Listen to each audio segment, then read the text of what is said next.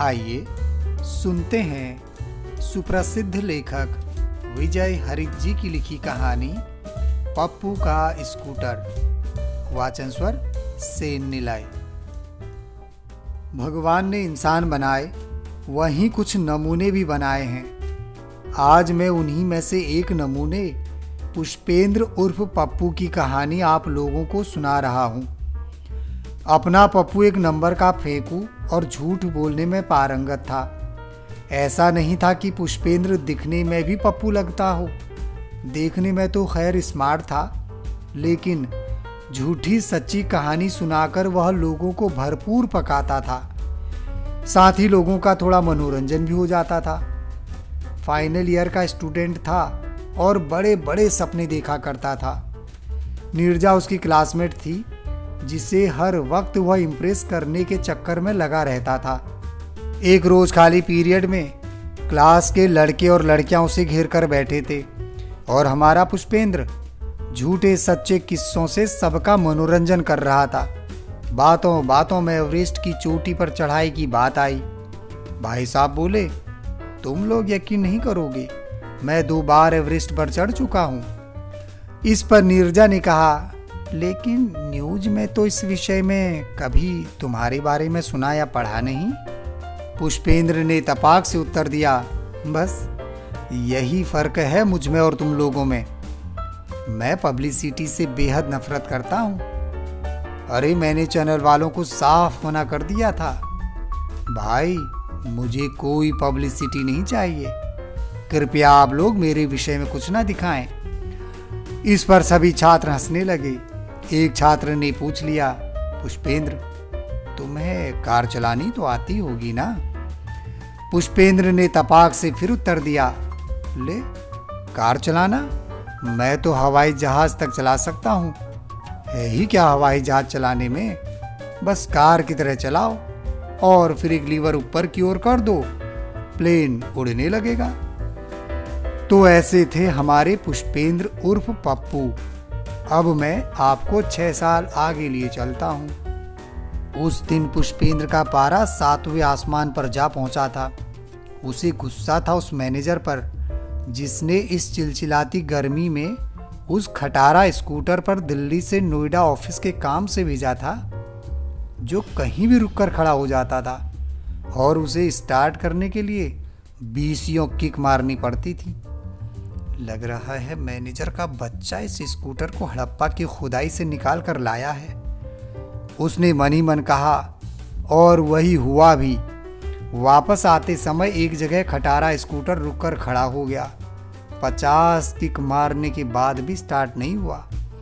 Pushpendra scooter को किसी तरह खींचकर एक स्कूटर मैकेनिक की दुकान पर ले आया। मैकेनिक ने कहा, भाई साहब स्कूटर का इंजन बैठ गया है, कल तक ठीक होगा।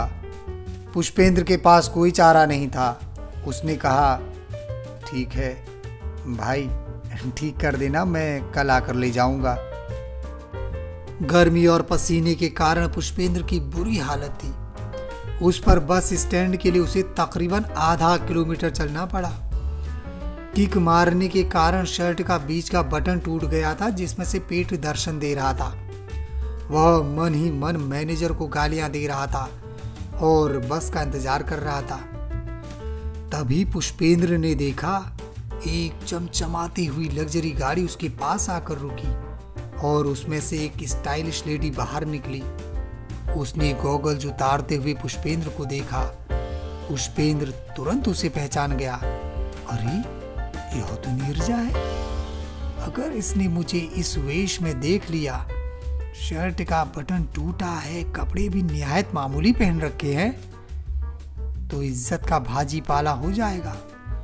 पुष्पेंद्र तुरंत पीछे मुड़कर दूसरी तरफ देखने लगा, ताकि नीरजा की नजर उस पर ना पड़े, और हाथ में ले हेलमेट को वहीं फेंक दिया, जिससे नीरजा को पता ना लगे कि वह स्कूटर पर था। उसने सोचा, सालों बाद नीरजा मिली भी है तो वह इस वेश में है। उसका मन करने लगा कि धरती फट जाए और सीता की तरह वह उसमें समा जाए, लेकिन नीरजा तो उसी के कारण कार से उतरी थी। वह बोली, अरे पुष्पेंद्र, तुम कैसे खड़े हो? क्या हुआ? पुष्पेंद्र चकरा गया। फिर अपने आप को संयमित करते हुए और पुराने पुष्पेंद्र को जगाते हुए बोला, नीरजा तुम? अरे कुछ नहीं, वो पिछली क्रॉसिंग पर मेरी कार खराब हो गई थी। उसे मैं मैकेनिक के यहाँ खड़ी करके कैब से दिल्ली जा रहा था। अपना पेट छुपाते हुए उसने नीरजा से सफेद झूठ बोला और कोई चारा भी नहीं था। कहाँ वह चमचमाती गाड़ी से उतरी और वह उससे कहता मैं स्कूटर पर था और वह खराब हो गया तो बात बनती नहीं। बस की लाइन में कैब का इंतजार? मैं समझी नहीं। चलो कोई बात नहीं। उसने मुस्कुराते हुए कहा, मेरे साथ चलो, मैं दिल्ली ही जा रही हूँ, तुम्हें ड्रॉप कर दूंगी। कुछ पल पुष्पेंद्र ने सोचा जाना चाहिए कि नहीं, कपड़ों से स्मेल आ रही है। फिर शर्ट का बटन टूटने के कारण वह और भी कॉम्प्लेक्स में था। कहाँ नीरजा शानदार कपड़े पहने हुए लग्जरी गाड़ी से उतरी थी। उसने सोचा बस से जाने में ही भलाई है। उसने कहा नहीं, मैं मैनेज कर लूँगा। अरे चलो ना, कॉलेज की यादें ताज़ा हो जाएंगी। नीरजा ने कहा। वह नीरजा के साथ जाना तो नहीं चाहता था, लेकिन कोई दूसरा रास्ता भी नजर नहीं आया, इसलिए वह उसके साथ कार में बैठ गया। अब पुष्पेंद्र बहुत अधिक हीन भावना से ग्रस्त था। कार की पिछली सीट पर एक राजकुमारी सी बच्ची लेटी हुई थी जो अब जाग गई थी। पुष्पेंद्र ने पूछा, तुम्हारी बेटी है? बड़ी प्यारी है, क्या नाम है? इसका जवाब बच्ची ने ही दे दिया, my name is Mili. Wow, nice name. Neerja, कितने साल हो गए तुम्हारी मैरिज को? नीरजा ने बताया, 4 साल हो गए। पुष्पेंद्र के पास कंपनी का एक बैग था जो उसने पेट के आगे रख दिया था ताकि निकला हुआ पेट दिखाई ना दे। नीरजा ने बैग पर कंपनी का नाम पढ़ते हुए कहा, अच्छा, क्या तुम पीटर एंड सन्स में काम करते हो? क्या काम करते हो? पुष्पेंद्र ने सोच लिया था कि नीरजा के सामने झूठ बोलने के अलावा उसके पास दूसरा कोई चारा नहीं है। वह बोला, हाँ, मैं पीटर एंड सन्स में जनरल मैनेजर हूँ। तुम्हारे हस्बैंड क्या करते हैं? राजेश बिजनेस करते हैं। नीरजा ने बताया, मैं भी राजेश की कंपनी में डायरेक्टर हूँ, लेकिन साल में बोर्ड ऑफ डायरेक्टर्स की मीटिंग में ही जाती हूँ। नीरजा बहुत अच्छी गाड़ी चला रही थी। कार में खामोशी छा गई। पुष्पेंद्र कॉलेज और उससे जुड़ी यादों में खो गया। वह नीरजा को शुरू से ही पसंद करने लगा था। उससे बातें करना उसे काफ़ी अच्छा लगता था। पढ़ाई में वह दोनों ही सू थे। तब वह नीरजा को इम्प्रेस करने के लिए अपने बेस्ट कपड़े पहनता था और उससे बात करने के मौक़ों की तलाश में रहता था। पर नीरजा और भी लड़कों से बात करती थी, केवल पुष्पेंद्र तक ही सीमित नहीं थी। धीरे धीरे भाई साहब नीरजा से एक तरफा प्यार करने लगे। एक दिन पुष्पेंद्र ने नीरजा से कहा, आज तुम बहुत स्मार्ट लग रही हो। नीरजा ने कहा, तुम भी कम स्मार्ट नहीं लग रहे हो। वह उसकी इन छोटी छोटी बातों को अपने लिए उसका प्यार समझने लगा। कॉलेज के वार्षिकोत्सव में दोनों ने पार्ट लिया और काफ़ी अच्छा प्रदर्शन किया। दोनों ने एक दूसरे को कुछ स्पर्धाओं में प्रथम आने पर बधाई दी। कॉलेज के एक टूर में भी दोनों साथ गए, वहाँ भी उन्होंने खूब मज़े किए।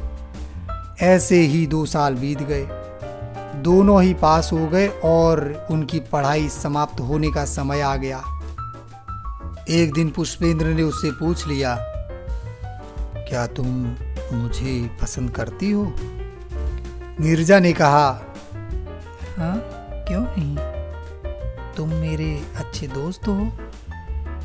पुष्पेंद्र ने कहा, दोस्त ही समझती हो या उससे भी कुछ और अधिक। नीरजा बोली, बस दोस्त, उससे अधिक और कुछ नहीं। पुष्पेंद्र ने कहा, मैं तुमसे प्यार करने लगा हूँ और तुम्हें अपना जीवन साथी बनाना चाहता हूँ। नीरजा ने कहा, जीवन साथी चुनने का पूरा अधिकार मैं अपने मम्मी पापा को दे चुकी हूँ। मैं प्यार मोहब्बत में बिल्कुल भी विश्वास नहीं करती। मेरे लिए जो भी निर्णय मेरे मम्मी पापा लेंगे वह ही ठीक रहेगा। पुष्पेंद्र ने कहा, क्या तुम समझती हो, अनजाना सा आदमी तुम्हारे जीवन में आकर तुम्हें वह प्यार दे सकता है जो मैं तुम्हें दूंगा? नीरजा, मैं तुम्हें पलकों पर बिठाकर रखूंगा। मेरा फ्यूचर बड़ा ब्राइट है। बस 1-2 साल में मेरे पास वह तमाम सुख सुविधाएं होंगी जिसकी हर किसी को चाहत होती है। मुझसे ऐसी बातें करने का कोई मतलब नहीं है। तुम मेरी फैमिली से बात कर लो। अगर वह तुम्हें मेरे लायक समझेंगे तो मुझे कोई ऐतराज़ नहीं होगा।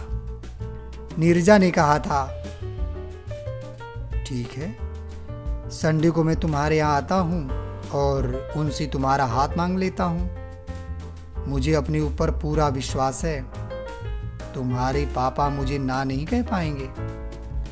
पुष्पेंद्र ने जोश में आकर कहा। कहने को तो उसने नीरजा से बड़ी बड़ी बातें कर दी, पर भविष्य का उसे कुछ पता नहीं था। संडे के दिन पुष्पेंद्र नीरजा के घर गया। घर बड़ा ही शानदार था। नीरजा के पापा क्लास 1 ऑफिसर थे। उन्होंने अपनी रौबीली आवाज में पुष्पेंद्र से पूछा, हाँ तो मिस्टर पुष्पेंद्र, तुम्हारे पापा सेक्शन ऑफिसर हैं और तुमने पढ़ाई पूरी कर ली है। अब तुम्हारे फ्यूचर प्लान्स क्या हैं? बस अंकल, अब बढ़िया सी नौकरी करूँगा और सारी सुख सुविधाएं पैदा करूँगा ताकि मेरी आने वाली पत्नी को कोई असुविधा ना हो। पुष्पेंद्र ने तपाक से उत्तर दिया, मतलब यह हो कि अभी तुम कुछ नहीं कमाते। ठीक है, जब तुम इस लायक हो जाओ, सारी सुख सुविधाएं जुटा लो, तब आना नीरजा का हाथ मांगने। तुम्हें पता नहीं है, नौकरियां मिलना इतना आसान नहीं है बेटा। नौकरी पेड़ पर लगा हुआ कोई फल नहीं है जो तुम हाथ बढ़ाकर तोड़ लोगे। नीरजा के पापा ने थोड़ा सख्त लहजे में कहा। पुष्पेंद्र ने कहा, इतना मुश्किल भी नहीं है अंकल, अच्छे नंबरों से पास हुआ हूँ, अच्छी नौकरी तो मिल ही जाएगी ना। ठीक है, जब मिल जाएगी तब आना। अभी मैं तुम्हारे लिए सोच भी नहीं सकता।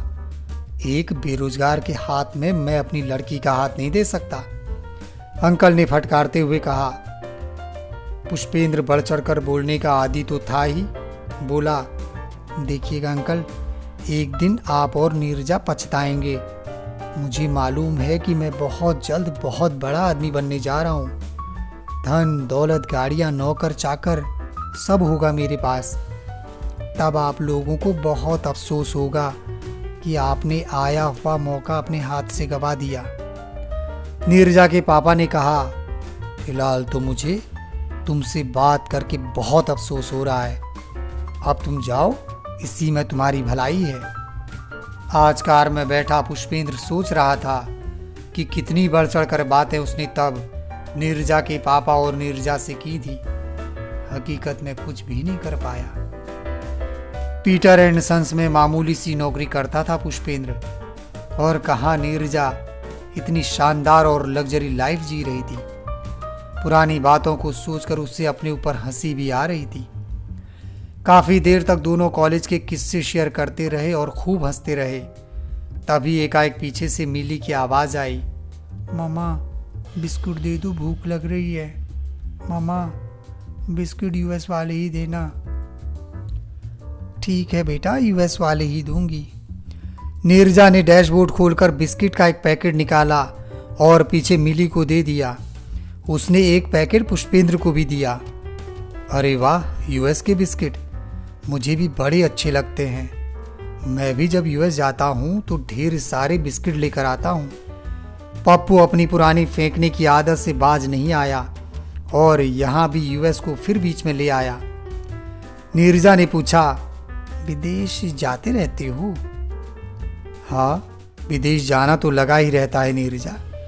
बस यह समझ लो नीरजा कि साल में 4-5 महीने तो विदेश में ही रहना पड़ता है, पुष्पेंद्र ने फेंकते हुए कहा। नीरजा समझ गई कि पुष्पेंद्र झूठ बोल रहा है।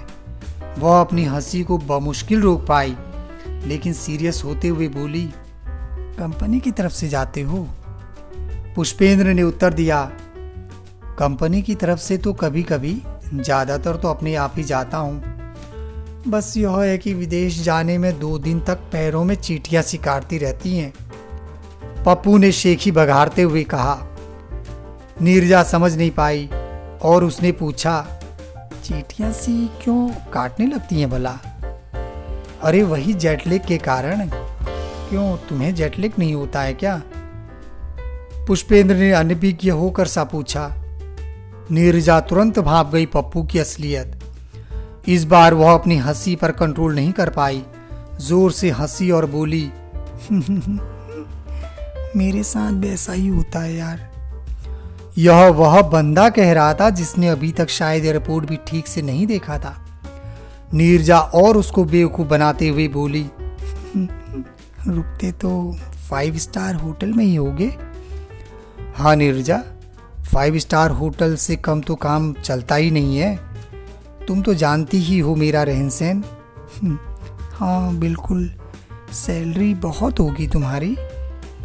अरे नहीं नीरजा, वैसे तो बहुत बड़ी कंपनी है, लेकिन पैसे देने के मामले में भिखारी है। नीरजा का और अधिक गप सुनने का मन नहीं था, इसलिए टॉपिक बदलते हुए बोली, शादी हो गई तुम्हारी? हाँ, करनी ही पड़ी, क्योंकि तुम लोगों के नसीब में तो मैं था ही नहीं। पुष्पेंद्र ने ऐसे कहा जैसे नीरजा के हाथ से कोई अनमोल मोती खो गया हो। बातें करते करते दिल्ली आ गया।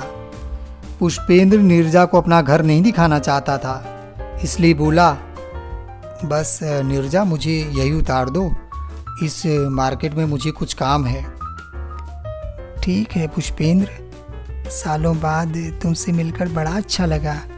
मेरा विजिटिंग कार्ड रख लो, कभी मन करे तो बातें कर लेना। और हाँ, कभी समय मिले तो अपनी फैमिली के साथ घर पर ज़रूर आना। ठीक है नीरजा, ज़रूर आऊँगा। मैं फ़ोन करूँगा, मेरा मोबाइल नंबर तुम्हारे मोबाइल पर आ जाएगा। तुम्हारी भी जब इच्छा करे मुझसे बात कर लेना। पुष्पेंद्र ने गाड़ी से नीचे उतरते हुए कहा। नीरजा ने कार आगे बढ़ा ली। पुष्पेंद्र ने राहत की सांस ली और मन ही मन बोला, भगवान ने बचा लिया। कार से उतरकर उसने विजिटिंग कार्ड देखा तो उसे बहुत तेज झटका लगा। कार्ड पर लिखा था, Neerja Gupta, director, Peter and sons.